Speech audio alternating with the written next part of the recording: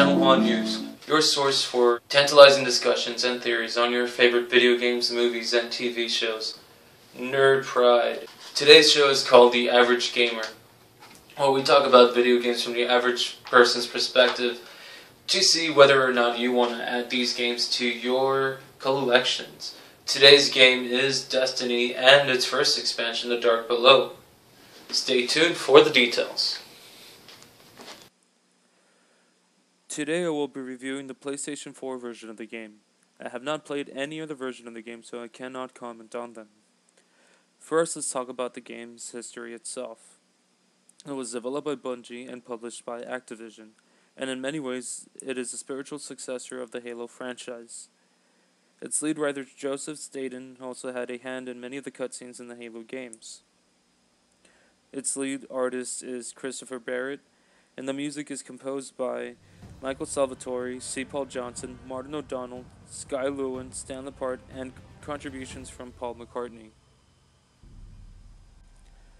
Now let's talk about the story of the game. Throughout its release, Destiny has been looked down upon because of its lack of narrative and cutscenes. In fact, you could beat the game and not know a flying walrus about why you did what you did. The lore of the story is expanded through the use of the companion app, but honestly, who has time for that? I definitely don't. The Dark Below does nothing to fix this and only continues to disappoint gamers who enjoy a good story. The graphics of the game on the PlayStation 4 runs at 1080p 30 frames per second.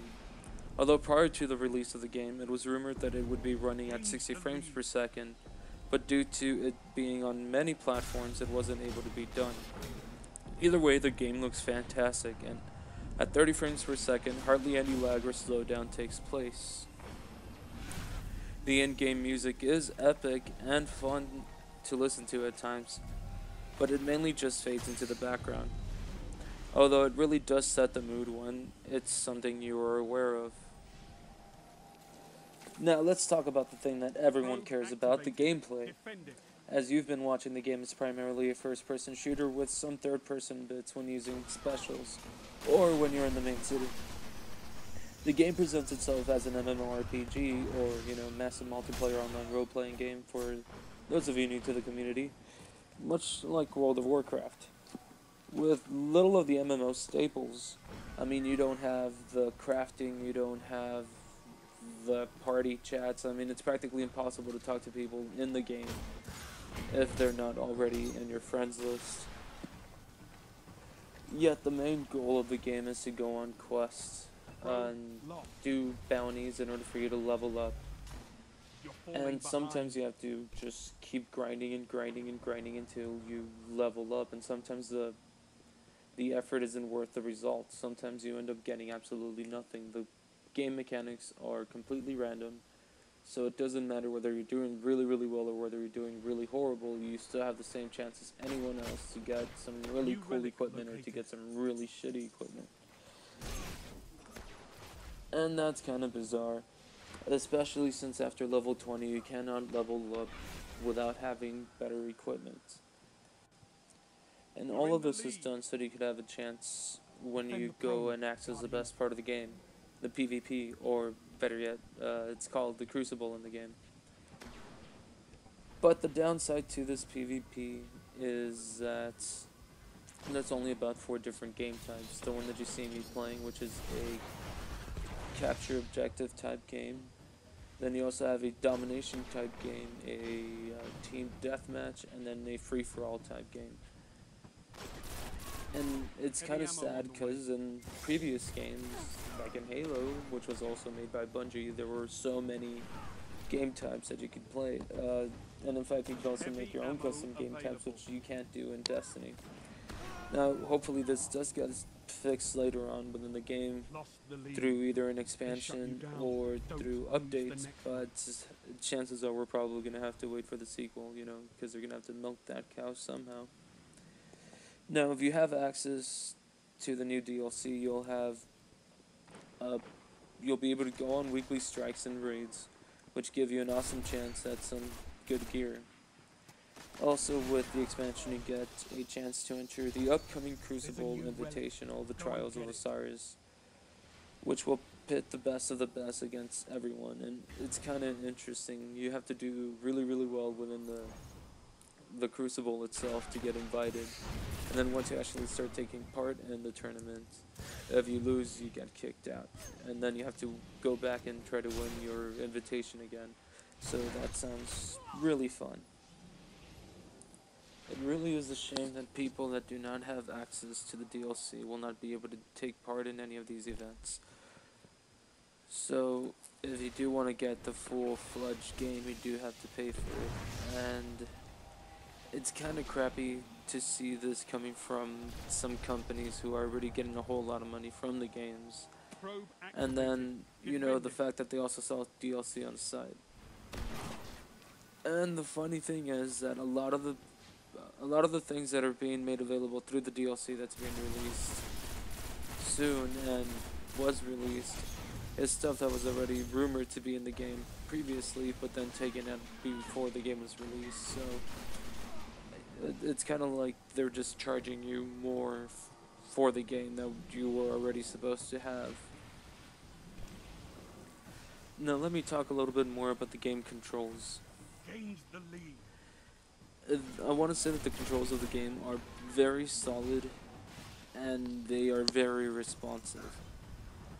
The character pretty much does exactly what you want him to do, and that's awesome considering the fact that there are many games out there that do not give you that satisfaction. The controls are not fully customizable, but there is a set of layouts which are adaptable to most play types. The characters are also free to jump, dash, slide, boost, and move in your average XYZ dimensions. And you're pretty much allowed to go anywhere on the map so long as you don't step out of bounds. And in fact, it's common that people find hidden rooms and areas for future DLC installments. This makes it worth going out and exploring. So again, grab your friends, go out there and have some fun. This game really is the type of game which requires you to have a group of people to play with in order for you to keep yourself involved. If you don't, after a while it does get kind of boring, and then you just kind of lose interest, and then it'll just be collecting dust in your collection for a while. So all in all, Destiny was a good starting point for a franchise that has a really bright future, but the game itself falls short. It is very fun to play. There is a lot of things to do, but it does get very repetitive, and honestly, the game itself, if you don't have friends, like I said before, it does get boring. I do enjoy playing the game solo. I don't have any friends that I get to play with. Lonely me, right? So, I mean, but whatever, I do play the game, and I do enjoy it. It's just, like I said, it does get boring after a while, so I just move on to playing stuff like, I don't know, Assassin's Creed, or The Last of Us, or GTA. Which I will be reviewing soon, or sometimes I even go back to the older consoles like the 360 or the PS3, just because, I mean, there isn't too much out yet for the new generation. There's a new relic. Go and get But let me talk a little bit about the future of the franchise, or what I think the future of the franchise holds for us.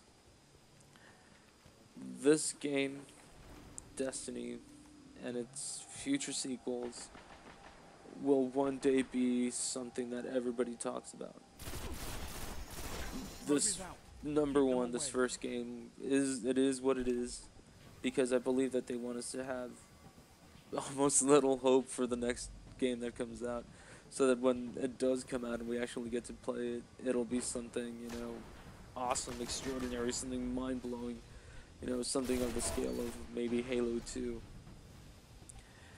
And that'd be great, but, you know, it seems like developers so far, or these days, have only been developing games that, you know, people are gonna buy regardless of what it is, just because of the title that it has.